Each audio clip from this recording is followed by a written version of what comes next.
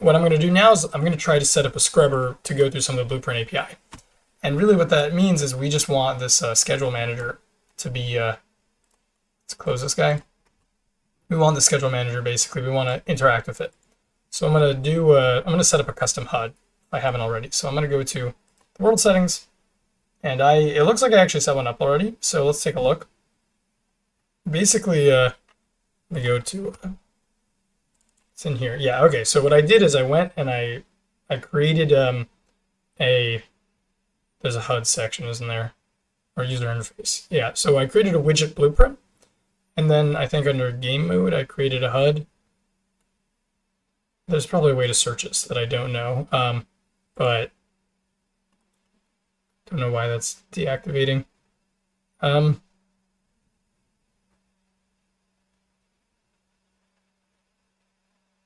guess, well, you can just hit blueprint class and find HUD and also find game mode. But for some reason, I'm blanking on that. Another option, I guess, is just to hit plus for these. So if you hit plus on the HUD class, you basically want to create a new game mode. And I go, yeah, look at my game mode. The game mode is just a data game mode only. All it does is set the HUD class. And then I override the world game mode with that new game mode by setting the one that I created here. Or you could have used plus to create it. And then maybe also set the HUD class just in case. I think it's already automatically set if you set it inside the game mode. And then we go inside this HUD, and we're going to basically just attach that blueprint widget that I showed you how to make. So all you got to do is drag out and do create new widget, just like I already did. Make sure that you're using the class, which is the one that we have. So I call it new widget blueprint in this case. Let's give that a better name real quick. Let's call this schedule scrub HUD. That's probably not a great name, but I'll just call it schedule scrub. It's going to be a full screen widget, which is why I was tempted to call it HUD there. But yeah, so the only thing we actually have to do is add it to the viewport. So I just selected that, and then it automatically connects everything for me. Great. So yeah, so that does that. And now we can actually go and implement that blueprint. So I'm actually, you know what, I'm going to delete that blueprint and make one from scratch. Yeah, so let's force delete that. And let's create a new one. So user interface widget blueprint. I'm just going to call it that. Yeah, and then I'm just going to call it the scrubber, schedule scrubber. Okay, and I'm going to open it again. Here, and then let's open that HUD and actually fix that issue that we just created. So it's going to be schedule scrubber, and that's the widget we're going to attach. Perfect. All right, so let's see how much I remember of this. So the first thing that we want to do is, I believe, create like a canvas panel as our root. And then we can start putting stuff in there. So I want to slide it. Okay. We'll figure that out in a second. And then I also want a button. I'm going to be very basic here. It's up to you to customize stuff. Okay, so these are both just on each other on the screen. I'm not doing any layout stuff. You can refer to Unreal Engine tutorials about how to do that. Let's make this guy nice and big. And then let's also add a couple of text labels, text blocks, which are going to contain the schedule start and the schedule end and the schedule time. So let's call this current date, start date. I'm using F2, by the way, if you're unaware of that shortcut. I'm sure if you click on it, then you can go in here, you can rename it like that. But yeah, so and then this will be play, pause, and then slider 61 sounds good enough to me. The only other thing that you do is you need to make sure that these are all variables so that we can use them. I believe the text is not going to be, because it by default assumes that it's static text. But we're going to change it when we start. Great, so now we can switch from the designer since we've figured this all out.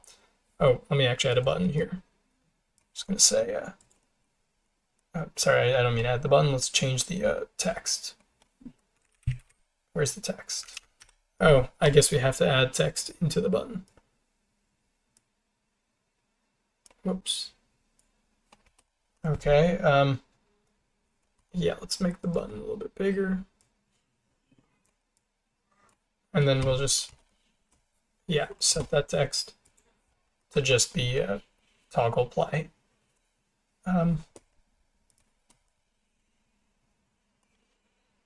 Here, okay. Not perfect, but yeah, fine. All right, good enough for this. So now let's actually check this stuff out. So the first thing we want to do is we want to get this schedule manager that we're talking about. So let's just get, we only have one of them. I deleted the other one and you really don't want a second one in your scene. So instead what we're going to do is we're going to just get all actors by class. What you doing there, Unreal? Okay, get all actors of class, great. So then we can just look for the schedule manager class, which comes from the plugin. Perfect, so now what we can do is we can actually just get the 0th element of that array because we know there's going to be one. If there isn't one, we'll have an error, and that's fine. And then let's promote this to a variable that we can reference. Oh, and really, you're really not happy with me right now. Okay, all right. And we will call this the schedule manager. Perfect. So now that we've done that, let's actually use it a bunch. So there's a scene data. That's really weird. So there's a get scene data, and that's going to contain the get scheduled datetime from active sequence. That's not the one that I want to use yet.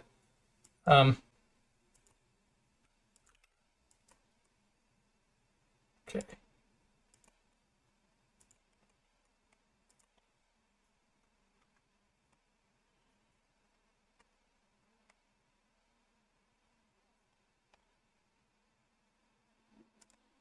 Okay, yeah.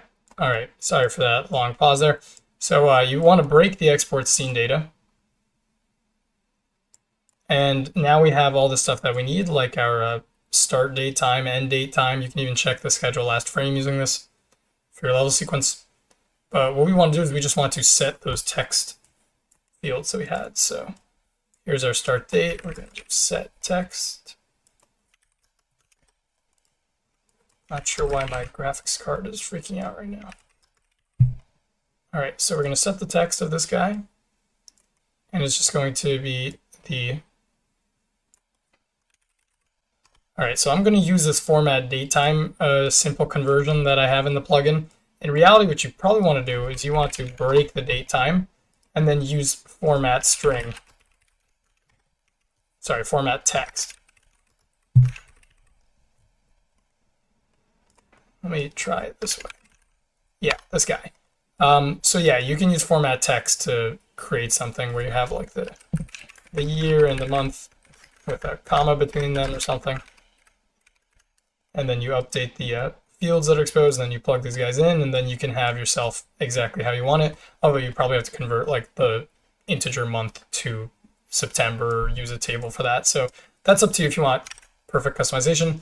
If you want to do something quick and dirty like me right now, then I'm just going to convert this string that I provide, the string utility, into text and set that. Great. Okay, and now the other one that I want to do is sort of the exact same thing, except I want the end date. All right, so same thing, just going to copy this guy again. Probably should have used the sequence here, but whatever. Let me just copy this guy. Get the schedule date time, end time, sorry, and then set that for this guy. Okay, great. So now we're doing the exact same thing.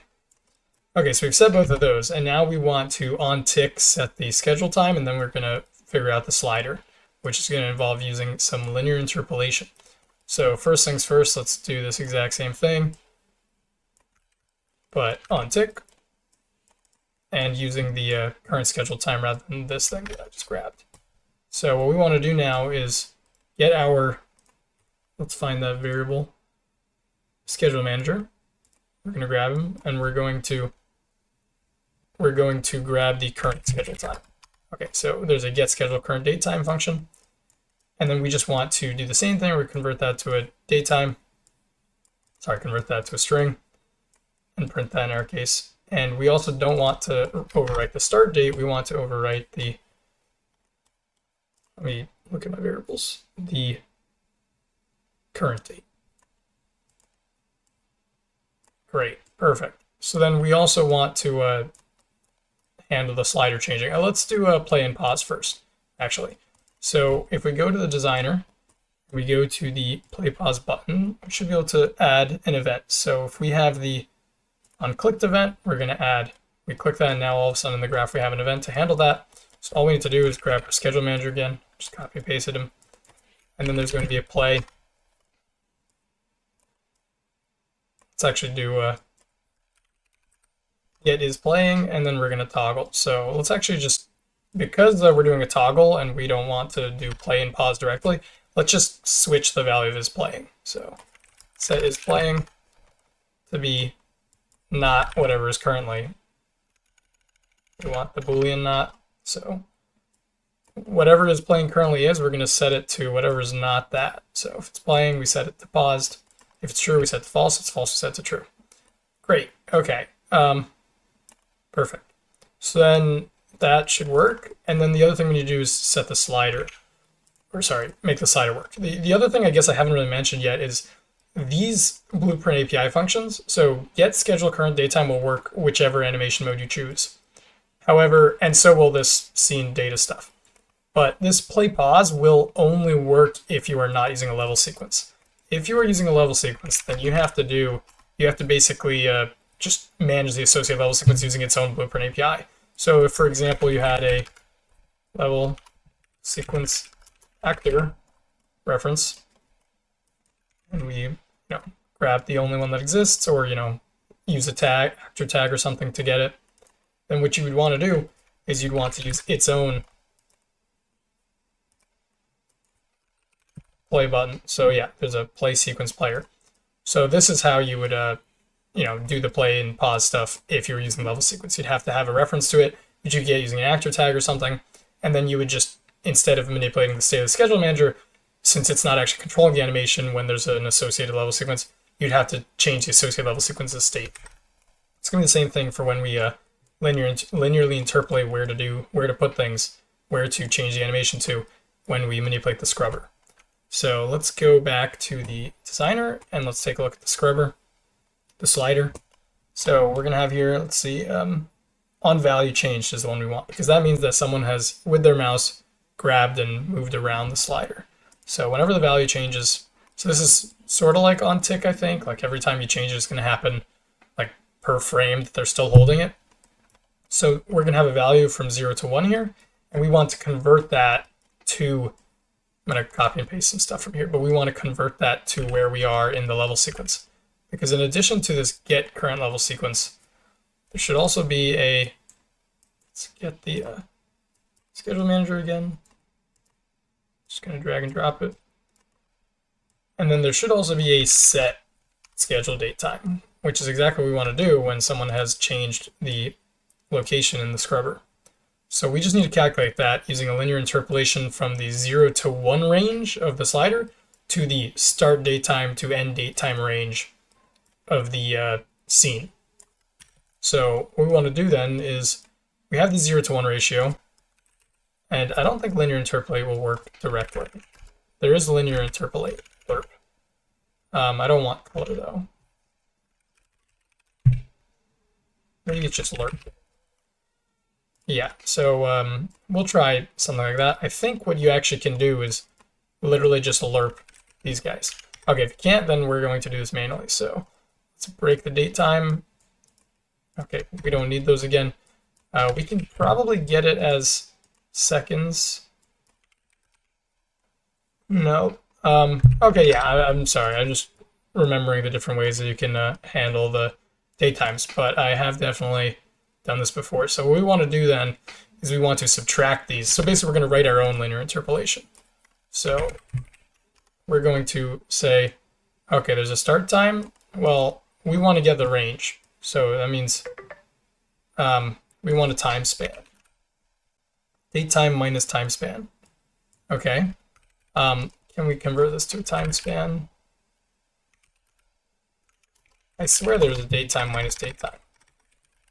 Yeah, there we go. Okay, so what we want to do is we want to get a time span by saying, let's grab the end minus the beginning, and that's going to tell us the amount of time, the time span from the beginning to the end, basically. So how long is our range? And then, now that we have our full range, we basically want to convert the 0 to 1 to that. So let me remember this stuff. So I don't think we're going to use an actual lerp. I think we're going to multiply. Sorry if I didn't practice ahead of time for this, so I probably could be doing it faster. But yeah, so we have the, this is the range. We just want to convert to that. So we just want to multiply. Since this is 0 to 1, we just want to multiply it by this. So let's see if we can multiply these types directly. No. Okay, so it's interesting. So that works for some reason. Okay, so what we've done is we've basically set our 0 to 1 range of the slider. Let's convert it to a value between the start date and the end date. And then because of the fact that we've sort of subtracted out the start date, we actually have to add it back in. So we're going to add the start date to the difference that we calculated. Let's do date time plus time span. So this guy plus this guy. It's very confusing that the operators don't sort of work automatically there, but yeah, we figured it out by manually typing the type names into the context menu. Okay, so let's, because it's 0 to 1, I believe this should just work. So we're going to set that, and then we're going to see how this goes. And if it doesn't work, I will re-edit that part of the video. Okay, the other thing that we need to do is schedule manager. Okay, let's try compiling now. Okay, so we have everything. We have taken we've determined the range by subtracting the end from the beginning. Then we have taken this convenient 0 to 1 value, and we have gotten the proportion of our range that's on the slider. So if the slider's all the way to the left, it's going to be a value of 0. Meaning that we want to be 0 of the way through from start to end. If we have the slider all the way at the right, we want it to have 1, so that way it's all the way at the full range from start to end.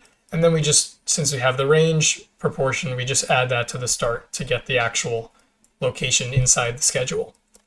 So that's just us implementing a linear interpolation, and then we set that. So now if I go through here and play, assuming that the HUD shows up. Let's see if I didn't, I think I'm using a level sequence technically here. Okay, it's there. All right, great. So as you can see, we are setting the current time. You can see the start date and the end date already. And then I think the one thing that needs to be done is I need to activate the mouse. I don't actually remember how to do that. So let's try to do that here quickly. If not, I'm going to pause and figure it out. Okay, and I'm back. So what we got to do is we actually got to change the player controller class. So I'm going to go and create a player controller class inside my blueprints here. I'm going to go with that default name. And all I got to do is show mouse cursor. That and enable click events sounds good enough to me. Okay, so I'm going to compile that. And now here, let's make sure we're using that. Yeah, the new player controller. Perfect. So now let's hit play. Again. Okay, now we have this thing. So if I hit toggle play, then wow, look, all of a sudden it stopped moving. The other thing that I didn't do is I'm on tick not updating the slider. But if I grab the slider, you can already see you can control everything. So let's just fix that last thing. See, we can just play with the slider as much as we want. Great. Let's just fix that last thing. I'm gonna turn this off. And then on tick, we just want to update the slider. So let's go back here. On tick, in addition to what we're doing there, we're also going to grab a reference to the slider, which I'm going to conveniently do here. And then we're just going to look for set value. Whoops. And we're just going to set the value to the current schedule time in the reverse of the operation that we did here. So I'm going to grab this again. So this is going to be a lerp in the other direction now. So I again grab, let me move these guys out of the way. Obviously, if you're doing a larger scene, you probably want to organize your blueprints better than I am. But I'm just trying to do something quick and dirty here to show it off.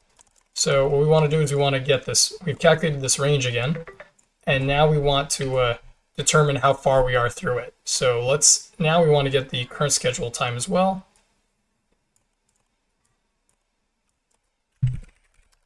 Okay, so we got the current scheduled date time, and we want to subtract that as well from the start time. Sorry, subtract the start time from it. So start time, we're going to subtract from that. Okay, so that gives us our current time. So to get the proportion, we now just need to, we have the two ranges, basically, of how far they are from 0, since we removed the start time. So now we can just divide them by the larger range. So, all right, so we're going to divide it. That doesn't sound like that would work. Let me think.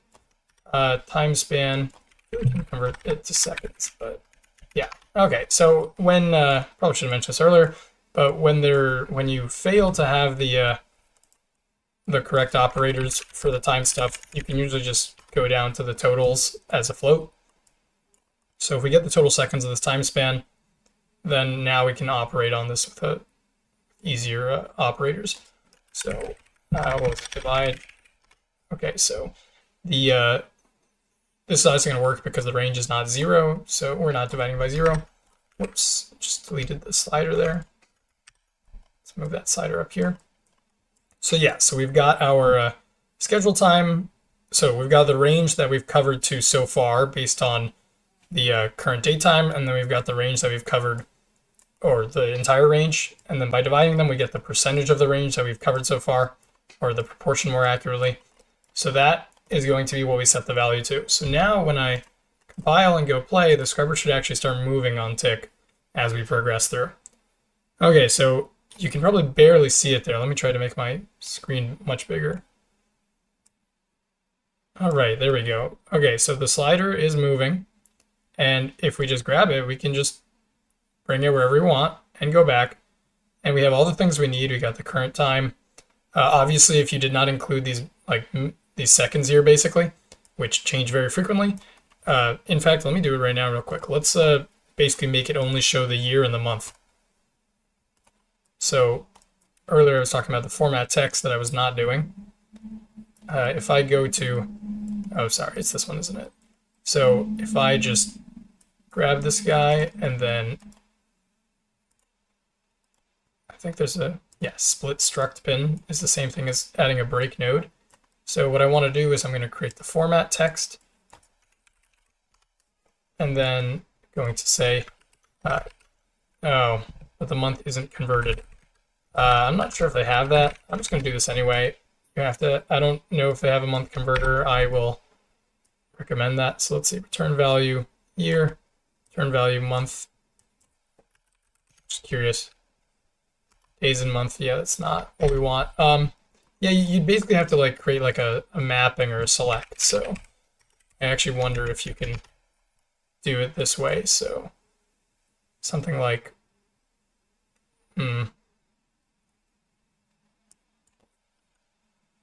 let's see, string.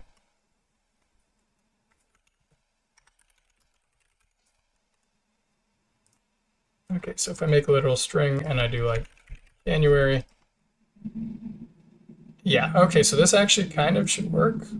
Yeah, so basically what I'm doing here is, yeah, converting that to the month. So I want to do that here. Let me delete this. Let's see if this works. Okay, great. So we put in the string. Okay. So yeah, so then maybe I'll speed this part of the video up, but just say February. Unfortunately, tab doesn't seem to work. March, April. You can skip this part because I'm going to be too lazy to edit the video to not have it. We're going to go all the way up to 11 since there's 12 months. Okay, May, June, July, August,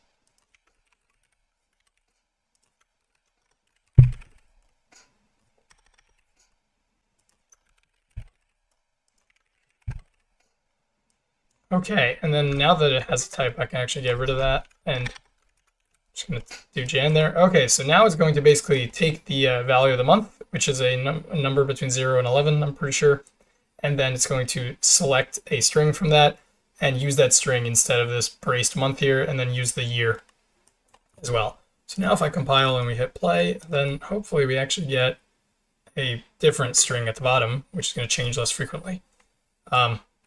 Okay, yeah. All right, so now it's only changing per month.